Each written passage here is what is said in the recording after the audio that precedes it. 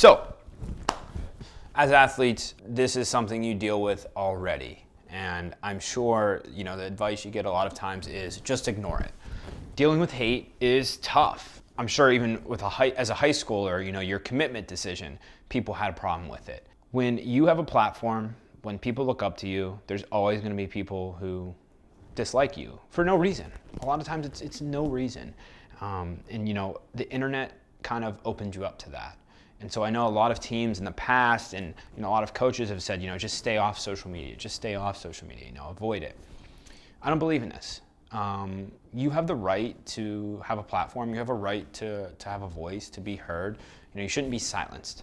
And I think, we're seeing, and if you're seeing this course, that means that your coach or somebody else who believes in you, believes that you should have a platform. When you create a personal brand, you will open yourself up to more hate because you're showing more personality, you're showing your vulnerable side.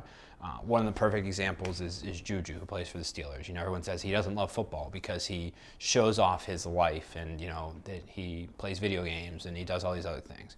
In reality, that stuff probably took an hour or two out of his day. Every other player in the NFL has things they do in their free time. But he's now creating content on it, so he's leaving himself open to be ridiculed.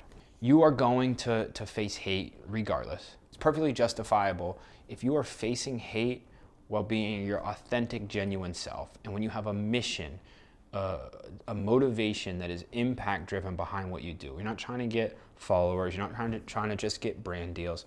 You ultimately are trying to inspire more people. You're trying to connect more people. You're trying to give people hope. So when you face hate, here's what you have to realize. That person is insecure, they have low self-esteem, and a lot of times they need your reaction. Your reaction to them is what's going to fuel them because they're miserable and they want you to be miserable too. So what they're saying, they don't mean. There's no need to ever respond to these things. Responding can ultimately hurt you worse because now you've given them attention and now other people can see, oh, you respond. They'll be fueled by it as well. When do you respond? We respond when it's a rational take.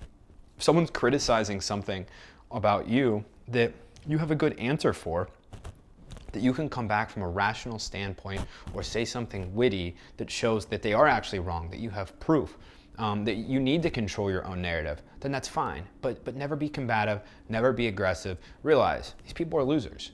They have low self-esteem and they are calling themselves inferior by hating on you.